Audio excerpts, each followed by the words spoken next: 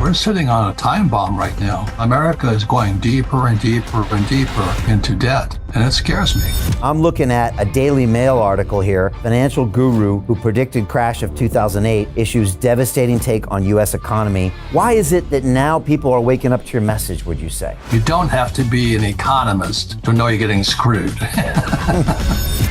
Everybody knows something's wrong. Every time you print fake money, the rich get richer, but the poor and middle class get poorer. But our schools don't teach this stuff. That's the problem. You said this to me once. The difference between a rich person and a poor person is their relationship with fear. That's heavy. We have 4 intelligences: mental, physical, emotional, spiritual. But for most people, when it comes to money, it's all fear-based thinking. Fear stops most people from going for their dreams, and it limits them. What if I make a mistake? What if I do this? My rich dad just taught me make a mistake and learn from it. But many people make no mistakes and learn nothing. And there's a lot of those today. Are you just still out there trying to educate the masses? You seems like you're going to every single continent. Why are you still doing it? I believe we all have a calling. There's many ways you can make money, but how do I best serve my fellow human being or my country? That's why I went to Vietnam, although I didn't have to go. We're forgetting the essence of service versus money. So I go and teach as long as somebody wants me to teach.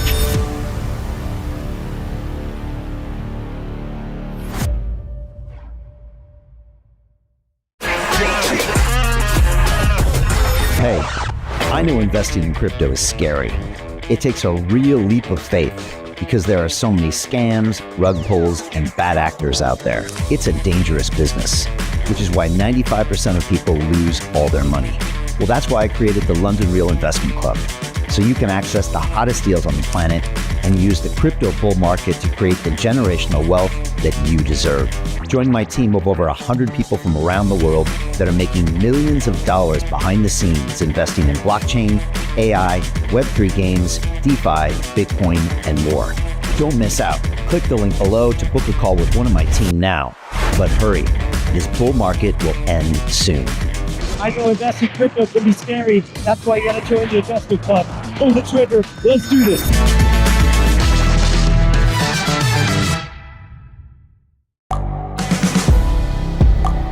The world is changing.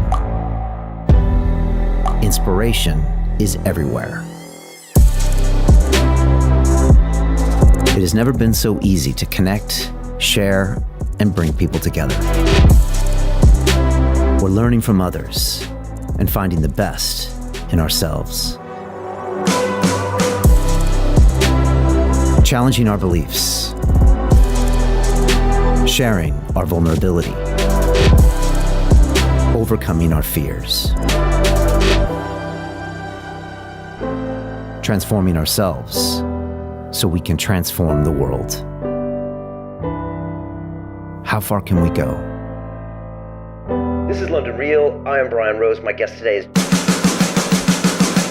Hi, it's Brian Rose from London Real. You probably know that we've just recently been re-platformed on YouTube after 25 months completely in the dark. The truth is, I really need your help. What I really need you to do is click on that subscribe button right now, like this video, and maybe even leave a comment or share the link with friends. We're really fighting against an algorithm that's tried to keep us quiet for so long. And the more subscribers we have, the more people watch our content, the better guests we can bring you, the better content, and we can continue transforming lives. We've been doing this for 14 years now. I want to do this for another 14 years, but I really need your help. So click on that subscribe button, like the video, leave a comment, share this, and we're going to continue to bring you more and more great content. Thank you.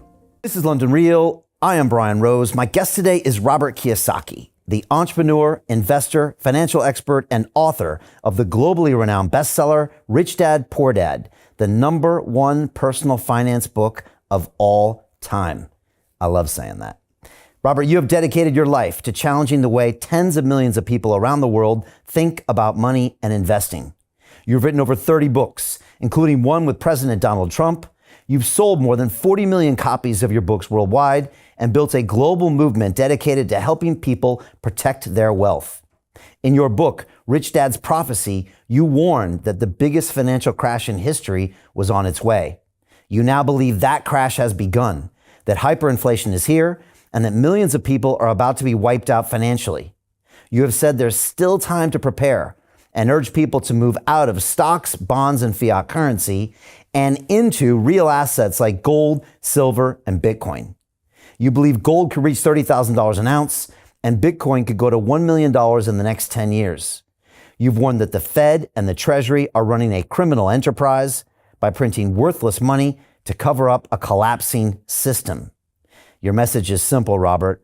Get educated, get real assets, and get out of the system before it's too late. Robert, welcome back to London Real. Brian, how many years have we been talking about this? I mean, 30-something years now. Yeah, And some years. It's here.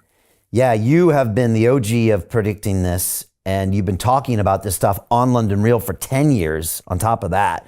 You know, I'm looking at a Daily Mail article here that's watched by tens of millions of people around the world, maybe more, hundreds. And it says financial guru who predicted crash of 2008 issues devastating take on U.S. economy. And of course, they're talking about you.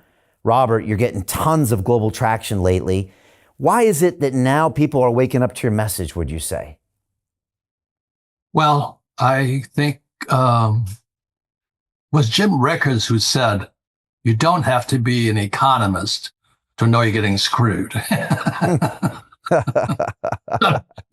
Something along those lines. If you don't have to go to Harvard for an MBA in economics, you know something's wrong. Everybody knows something's wrong. And the thing that's terrifying to me, not terrifying, but disheartening, is the gap between rich and poor. That was our greatest fear of.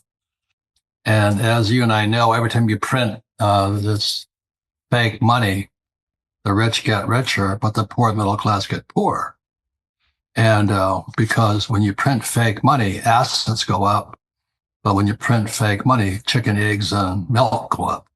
Yeah. And so the middle class is getting wiped out. Unemployment's climbing. And I'm getting richer, you're getting richer. And I'd rather have everybody get richer. But our schools don't teach this stuff. That's the problem. Yeah. No, I think people are starting to feel that something's going on out there, like you said. And you referenced our good friend Jim Rickards. I still remember the time we spent together in Phoenix, I think back in 2017, where you and I also recorded that epic interview that went viral.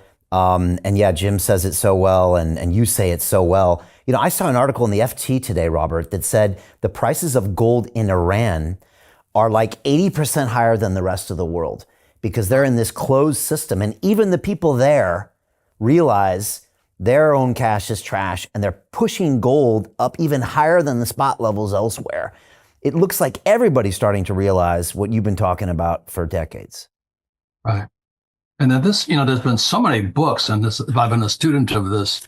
This is The Creature from Jekyll Island. Yeah. It's about the Federal Reserve Bank. And there was a line that I think President Jefferson said, if a central bank takes over America, children will wake up homeless in the land their fathers captured. And so homelessness is spreading all across the world, as you know. And it's pretty disturbing to me personally. I've been homeless for about 2 weeks. I didn't enjoy it. But it was in San Diego, so it wasn't so bad. My wife and I lived in our car for about 2 weeks till we found something we could live in. But this affordability, as you know, is wiping people out left and right. They lose their jobs, they can't recover. So it's tragic. It's a tragedy.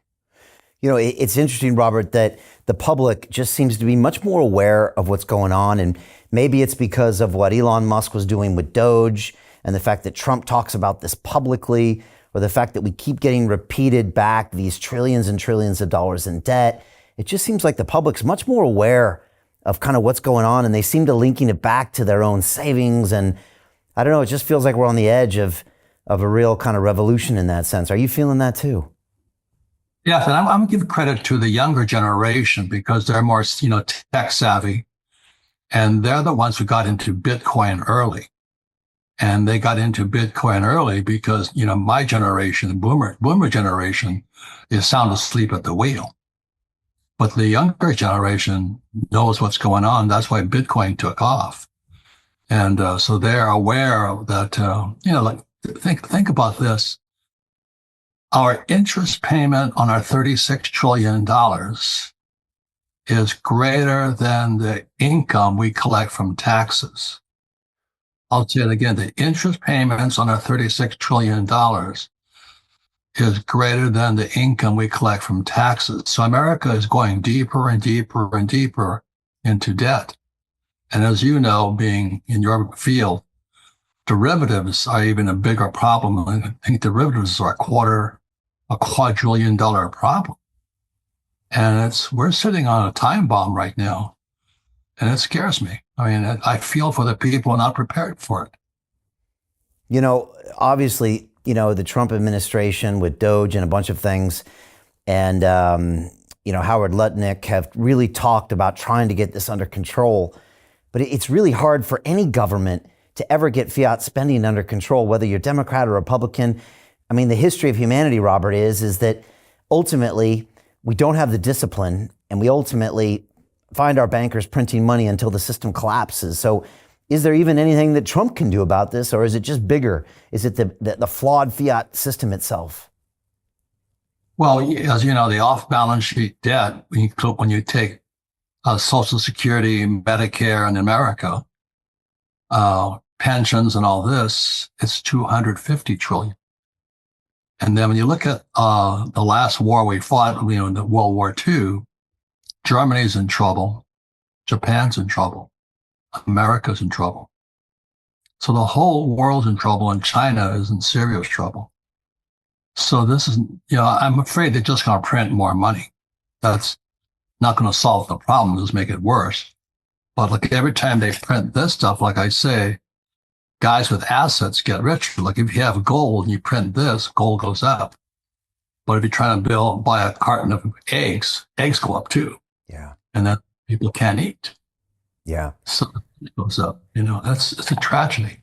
So the US is printing, the Eurozone is printing, China's printing, everyone's going to print. And so if someone's listening to us right now and wants to get out of the matrix, Robert, what's the best thing they can do? How can they start? Well, that's why I've always recommended go to gold and silver, and there's Bitcoin, but there's also commodities like oil. I invest in oil wells. I was an oil man before. And, I took this gold mine public. It's a Trixie mine in Utah. Oh yeah, I remember you told me about that. Yeah, amazing. And so the best solution is preparation. But for people today, if you've lost your job and you can't afford to eat, you can't put a roof over your head, it's hard to say save gold, silver, Bitcoin. It's a little late. So I'm extremely concerned. But you and I have been talking about this for 30 years now, and some people action, some people didn't. Robert, should people try to hold their politicians accountable? We've seen people criticizing this kind of big, beautiful bill and saying there's still too much spending in there. We're still going to go down a bad path. Obviously, when Biden was in, he just kept printing at post-COVID levels. It's just this unimaginable amount of money that they were spending for God knows what. Is it worth people trying to rein in the politicians as a temporary fix? I don't think it's fixable. Yeah. I hate to be so pessimistic, and I don't see how you can fix $36 trillion of debt. $1 trillion, if you spend $1 a minute, how long would it take you to spend $36 trillion? It would take you 32,666 years to spend $1 trillion. And they print it in a second. They keep printing money to pay our bills. You think about that, you go, I think you should stop printing your money, but they can't now. Do you know what I mean? They just can't. Yeah. It's almost like a drug. And I remember one of your books that you said, for the average individual, a paycheck is like a drug, because you get so used to being fed kind of by the system, and you don't have to be creative. You don't have to be an entrepreneur. You don't actually create your wealth. And you get so used to someone paying that paycheck. It's like one step different than getting a welfare check, but it's still something you just get really conditioned to without having to create that wealth. You've always talked about entrepreneurship and creating value. And that's something you've been talking about for 30 years. Yeah. Is that, don't need a job, basically. Yeah. An entrepreneur. And that's something your rich dad drilled into you in what would look like a very cruel way. By the way, I tell everyone I meet, Robert, and by the way, people around the world love you. And I talk to people everywhere. I was in Dubai, I was in Toronto recently, and whenever I bring your name up, everybody just, their eyes, they just glaze over and just love. And I always tell them, go back and reread Rich Dad Poor Dad. The first 20 pages will blow your mind. You think you know that book, reread it. And I just still remember how your rich dad, in a forceful way, forced you to find a way to get creative and create your wealth. And in a way where you were just almost getting frustrated because you grew up in this system where nobody had to do that. Everybody got a check. There's another book out I'm endorsing. It's called The Big Print by Lawrence Lepard. Okay. I highly recommend this book because it's not that it does anybody any good, but it explains how he got into this mess here. And he talks about the bankers, the city of London and Wall Street and the big bailout. They bail out the rich, which was criminal, at the expense of the poor and middle class. So our value system is corrupt at the core. At the core, when we screw our people to protect the rich. And our school systems, as you know, I love this guy here, the Donald, my book with him, Midas Touch. Yeah, amazing. Going after Harvard University, I went, yes, Donald, go get him. He's shutting down the Department of Education. Yes, Donald, go get him. So now, how do you feel? How do you feel about that, Robert? Because your poor dad was high level in the education system in Hawaii, and you've always had a beef with teachers' unions and people in higher education. Tell me why you always had that beef, and tell me what you think of what Donald's doing. By the way, did you ever think he would be able to take such big actions so fast against such a high level institution as Harvard? He's got guts, and like people hate him. But I say, could you imagine if Kamala won? Oh my God. What would that look like? Oh my God, So what I say to people, history will judge his actions today, not you or I. History would be the judge. And I give him a lot of credit. I have a picture of him with his patch on his ear. And the day before he had been shot, and he never watching TV in Milwaukee at the Republican National Convention. And he and I were talking because I flew these little helicopters in Vietnam. There it goes. Yeah. And we got shot at all the time. And it's an interesting sound. He goes zip zip, and Brian, that zip had it been just a little bit more this way, you'd be dead. And Trump was sitting there with his patch on his ear. How he's alive is beyond me. So we're talking about what it's like to have this zip go past you. There, but for the grace of God, go I. And people were coming up to him and says, Donald, you're the Messiah. You've been saved. I'm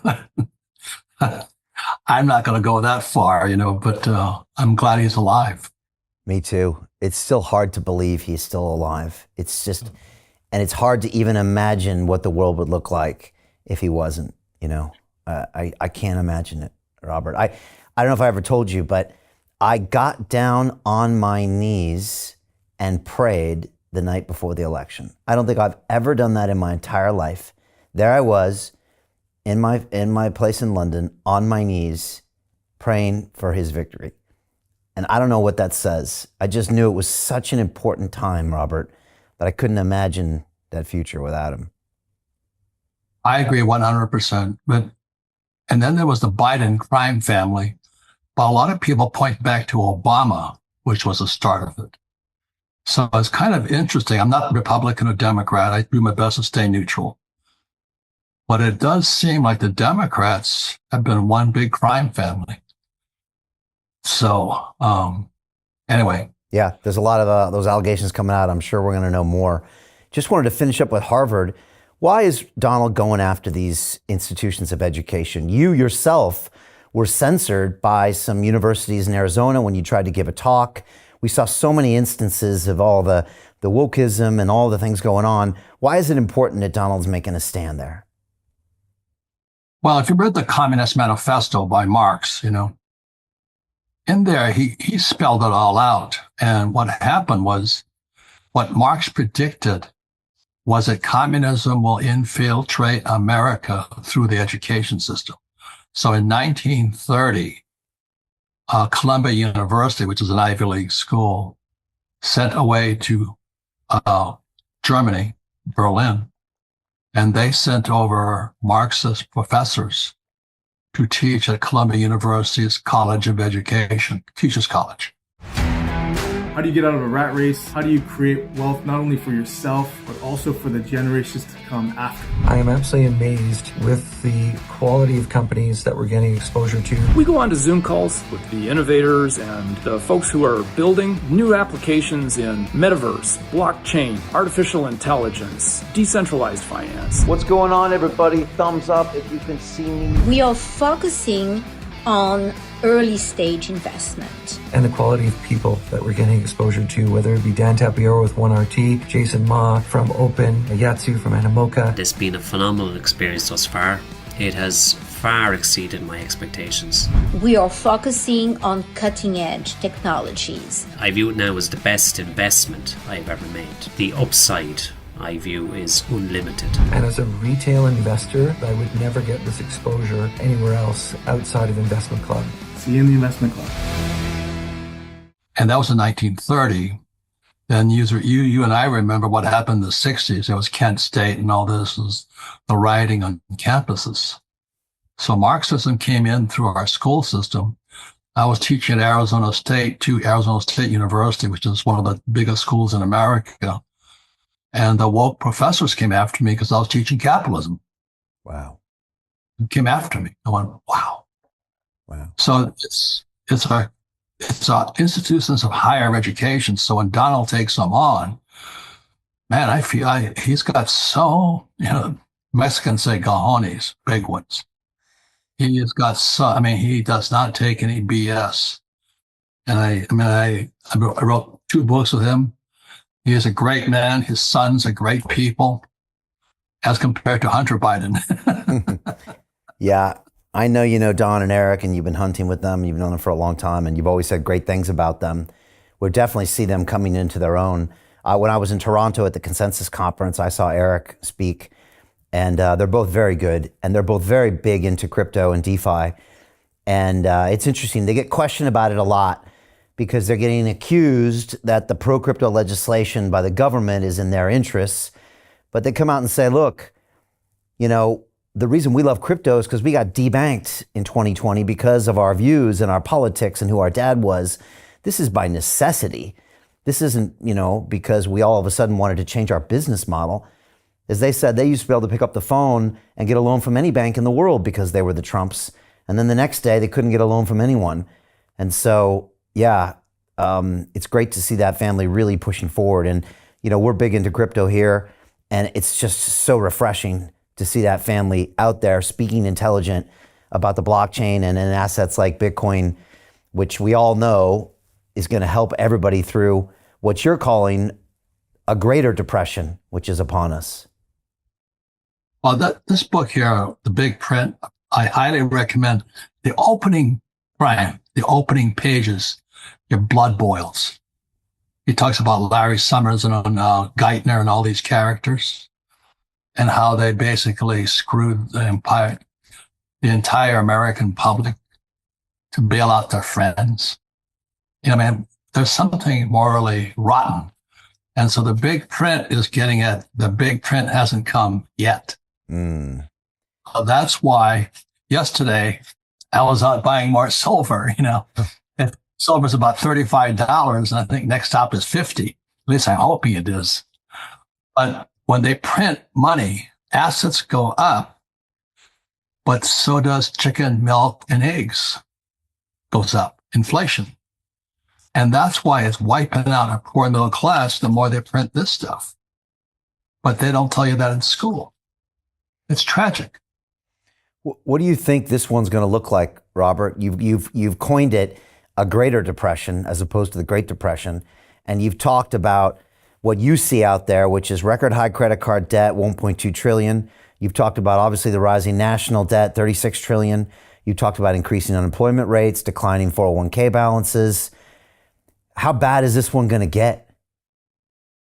Well, I've had the benefit, Brian, of this here is a Zimbabwe note. It's $10 million.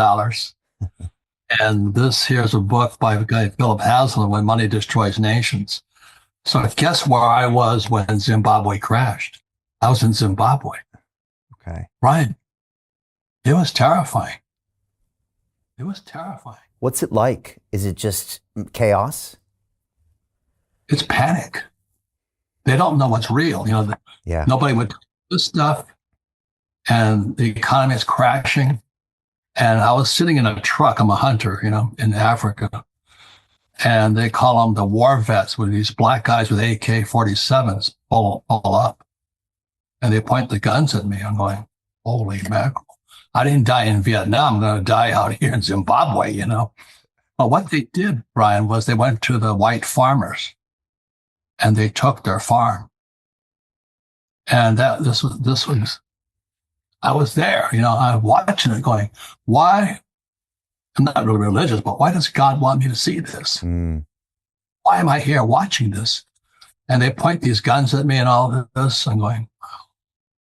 All you can do is put your hands up, going, I'm not going to resist. And then so this little white woman comes running out and they're hauling her off in the car. And she turns to my professional hunter and me, the white guy too.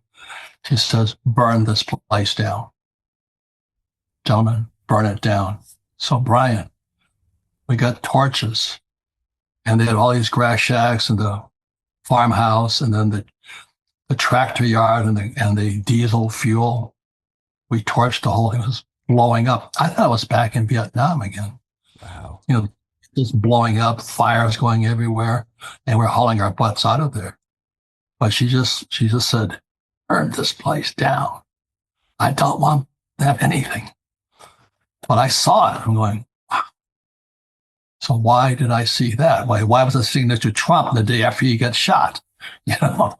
Why am I seeing this? So, how do I meet you 30 years ago? We keep talking about the same thing, but now it's here. I think that was a small glimpse into what could be coming to the Western nations like America, Europe, et cetera. Sorry to hear when I see the homelessness. It's like Jefferson said it, Yeah. When we went to central bank, homelessness will spread. How he was so, prescient. This is Thomas Jefferson. I heard that quote recently, Robert. And yeah, he said, when you allow the bankers to have control, then sooner or later, you're going to lose your homes, you're going to lose your this, you're going to lose everything. And this was something he said, yeah. And it sounds like a quote that came from someone 10 years ago, but it was 250 years ago. Yeah. Nobody learned. The homelessness is something, that it's just, I know in America and other places, people just grown accustomed to it. But if you come from a Dubai where there's zero, because it's illegal, and then you go to America, it's something you notice right away. And it's kind of shocking, but then you grow accustomed to it if you've been there for a long time, as if it's normal. But it wasn't normal 30, 40, 50 years ago, was it? I look at San Francisco, one of the most beautiful cities in America. And then people don't go there anymore because there's human feces all over the place. What happened? And I think what this guy is here, Lapard is saying here, is when you have bad money, and you have fake money come into a system. That's Gresham's law. Do you know what I mean? When bad money enters the system, good money goes into hiding. So for years, United saying buy gold, silver, Bitcoin. This is my gold mine here. So I'm getting rich. I own oil wells. I own cattle. I own commodities, things like this. But I stay away from paper. I just don't trust them. Robert, for the average person out there, I know you said if someone's really struggling, it's hard to set aside anything to buy an asset. But if someone was, and probably it'd be a great education for them, even if they spent $20 a month or $50 a month just to start changing their mentality. What should they buy? I know when you came out with your original board game, which is behind you, Cash Flow, by the way, for everybody out there, you should get this board game. They also have one for kids that I play with my kids here in London. And I'm starting to, train their brains the correct way to understand assets and liabilities. It's amazing. But in the original days, you were talking about owning real estate. Now you're talking about owning gold. You just mentioned that you think silver is one of the best opportunities right now because you think it's still relatively low to where it should be. And then, of course, you've been talking about buying Bitcoin and then even Ethereum in the past because you like those as assets. Where do you think people should start on that spectrum? Because it's hard for some people to own real estate with tiny amounts of money, right? Brian, I get into fights because I have one friend with 4 daughters. And I said, have you read my book? He goes, no. I said, who's teaching your kids about money? School. Oh. He doesn't care, Brian. He's an intelligent guy. He's very smart. But he has kind of a block against money. So that I tried to give him a Communist Manifesto, which I had to read at 19. I read the Communist Manifesto. And, it says graduated income tax is essential for the spread of communism, abolition of private property. I mean, what else can you have? Oh, workers of the world unite, labor unions, everything my poor dad loved. Marx endorsed. So it was tough. I was 19 years old and went to school in New York. And then I realized my family are Marxists. Not that they're bad people. Economics is like a religion. Like, there's Jews, Christianity, Buddhism, and all this. So Marxism is an economic religion, same as capitalism is. But as you and I know, in Northern Ireland, you had Catholics shooting Protestants, which made no sense to me at all.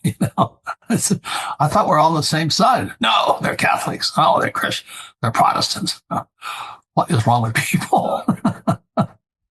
I was dating a girl in New York, and the side of her car was IRA, Irish Republican Army. I'm going, I said, how can you hate Catholics? No, they do. Do you know what I mean? I just don't understand people, I'm saying. And so Marxism versus capitalism, it's sometimes just as vehement and violent as religion versus religion. And people kind of pick these mindsets. And then these days, it's Trump, anti-Trump with the derangement syndrome, right? Those are also lines that people divide. But they really don't know what they're signing up to. And then, of course, the universities, to bring it back to Harvard, they pump and promote these belief systems. I don't know why. Well, it's probably because they were infected via the manifesto, like you said. It's the way they control those student bodies. My daughter's in school in Boston, and she's getting a special type of brainwashing there as well. And then we saw with the protests that basic human rights went out the window, when those Gaza protests happened. And even my alma mater, MIT, was hauled up in front of Congress. And I was embarrassed to see the president of MIT. This is a school with the greatest technical minds in the world. It is not a school where we should be having people feel uncomfortable because of their religions. And yet that's exactly what was happening, and they were violating basic human rights.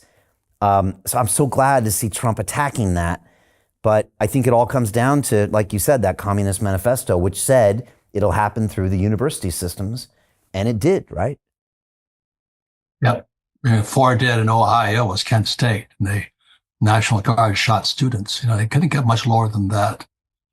And when I came back from Vietnam, I got spit on, hit with rotten eggs, and called baby killer and all this. And I landed in just north of San Francisco at Norton Air Force Base, and we got off, and these hippies were out there from the Woodstock generation spitting on us, and geez.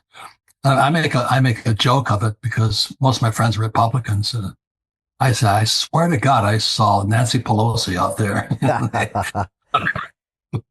Yeah, Robert, I don't think we can imagine what that felt like. I actually saw this interview on YouTube a couple days ago of a Vietnam vet who came back and then ended up working as a police officer right at the Haight-Ashbury precinct.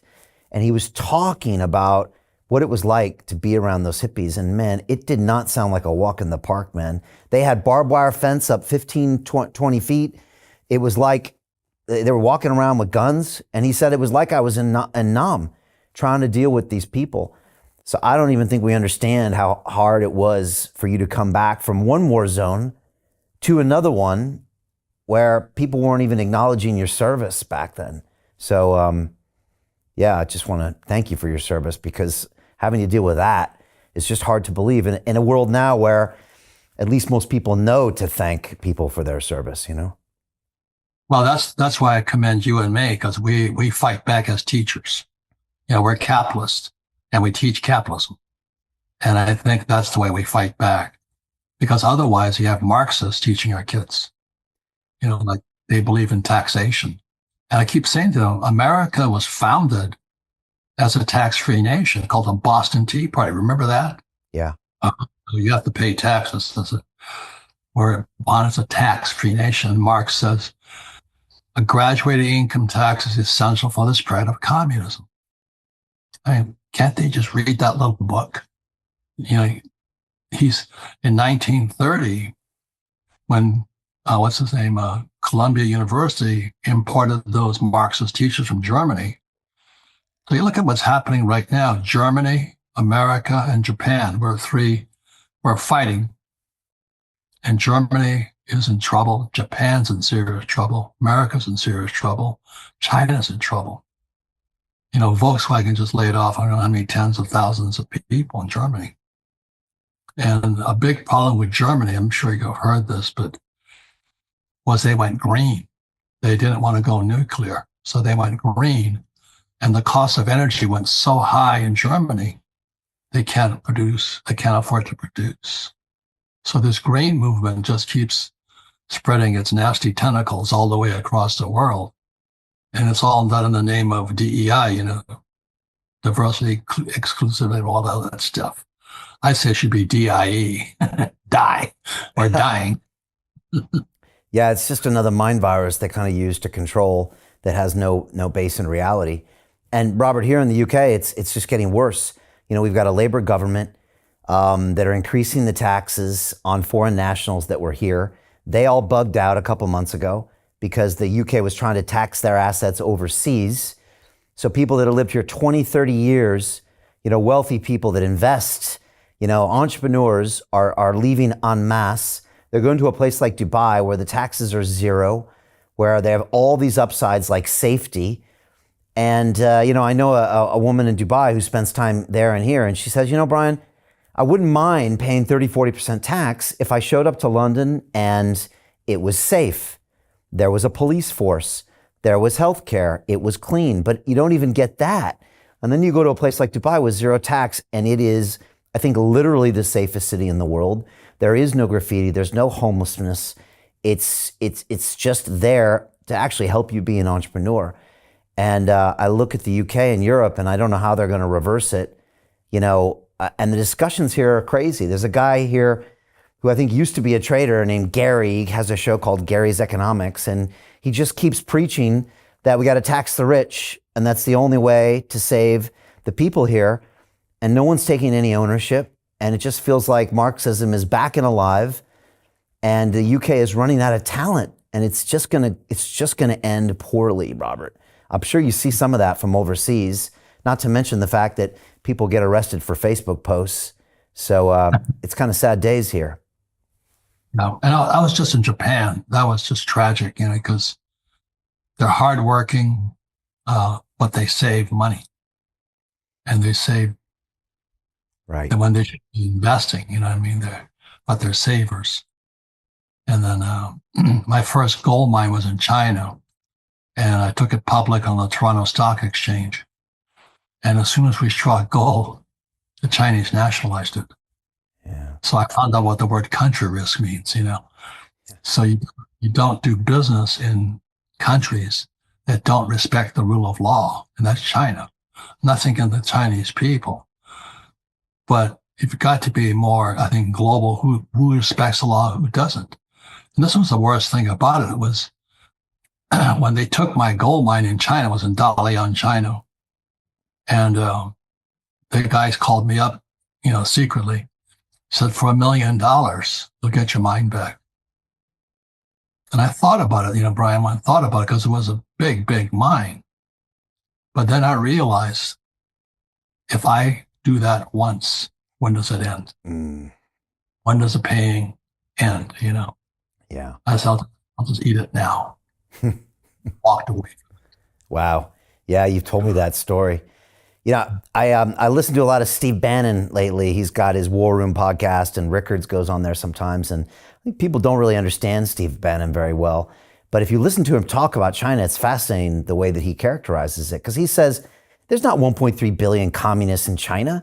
He said, there's 1,000 gangsters in the CCP, and they don't even care about communism. They're gangsters, and they're the same guys that took away your mine and that run that country into the ground. But the people of China are probably more capitalistic than any place. Again, hardworking people, but it's all run by the gangsters at the top. And I'd never heard anyone articulate that like Bannon has, and I think he's on to something there. Peter Thiel took $500,000 and turned it into $1 billion using the exact same techniques we're using inside the investment club. He met his CEO, his name was Zuckerberg. He pitched him the deal and he said, okay, I'll give you $500,000. Mark went public and sold the shares to people like you. Well, what happened to Peter? Well, he exited and got a 2,300x return. The wealthy invest in early stage companies, folks. The public markets are for suckers. It's a rigged game. By the way, this happens in crypto as well. It's called pre-sale tokens. This is Solana. Does anybody know this chain? They sold pre-sale tokens for 4 cents. And you can see the date on there, April 5th, 2018. Look at Solana today, folks. That thing's up over 1,000x. The media and Wall Street and all these hype people get you to buy the top. Meanwhile, they put their clients in at the bottom and they use you for liquidity to make their clients rich. You can play this same game. You just have to have the financial education and the deal flow. That's it. This is the book I read, Buckminster Fuller, called The Grunge of Giants. And that's what this guy is saying too. We have gangsters in our banking system. Yeah. Same thing, right? Yeah. Different. They don't care. People, they really don't care. They don't care, just that they get rich. Robert, you mentioned that schools teach us to be poor. It's one of the your quotes that I quote all the time. Do you see us making any changes to that schooling institution right now? Obviously, Trump's going after Harvard. That's kind of high level. Do you think with the advent of AI or these personal tutors that maybe we can at some point start teaching our kids about money? I think the social media is going to teach our kids. I mean, that's what I was saying. Many times I find the younger guys more savvy than the older guys in my generation. Okay. Because they're more tuned in to YouTube and things. Not that it's, but they get more up-to-date news. Not that all of it's good, but they're more tuned into social media than, Channel 9 or 10, stuff like that, or CBS. So it's really changing. The world's changing very, very quickly, and so is the younger kids. But as you know, like Japan's going to be out of people pretty soon too. Yeah, tell me about Japan, because as you said, they're almost religious about their saving. And in Japan, having an idea outside of the norm is discouraged. So everybody kind of goes along. And I would argue, from what I've seen, they're probably the worst of the G7 when it comes to this just constantly saving without ever asking themselves why. The government buys all of their really low coupon bonds, and they're always in this state, the same state they've been in for 10 years, right? Massive debt, economy at a standstill. What did you see when you went there? Well, I think they entered a depression in 1990. Wow. And, the carry trade. They were printing all this money, and people were borrowing in yen, buying dollars. And so the bond market is in serious. I was going to ask you about that, because I see the biggest problem in the world today is the bond market, not the stock market, because the stock market's big, but in my opinion, the bond market's 10 times bigger and deeper. Yeah. And when the Chinese and Japanese and people start dumping our bonds to buy gold, what is that? What's that going to the U.S. dollar? What do you know about the bond market in as far as them dumping our U.S. bonds.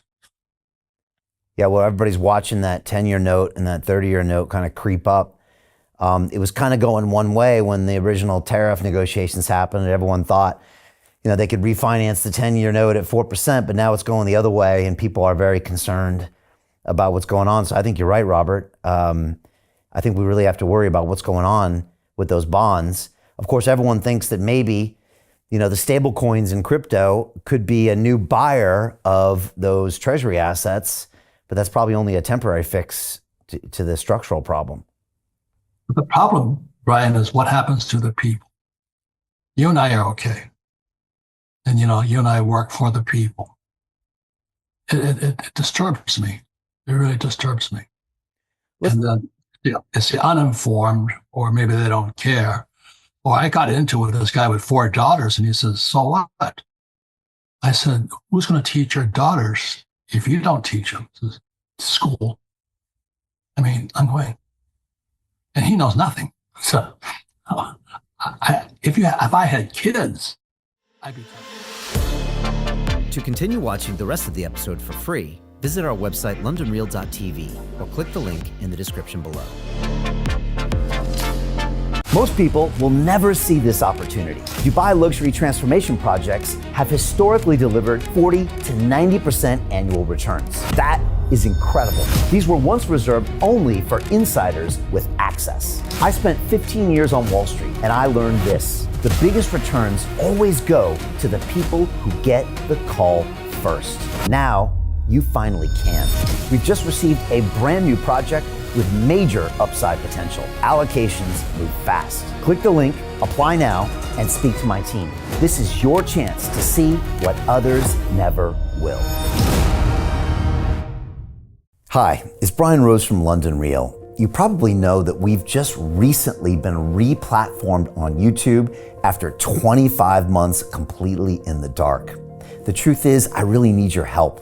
What I really need you to do is click on that subscribe button right now, like this video, and maybe even leave a comment or share the link with friends. We're really fighting against an algorithm that's tried to keep us quiet for so long, and the more subscribers we have, the more people watch our content, the better guests we can bring you, the better content, and we can continue transforming lives. We've been doing this for 14 years now. I want to do this for another 14 years, but I really need your help.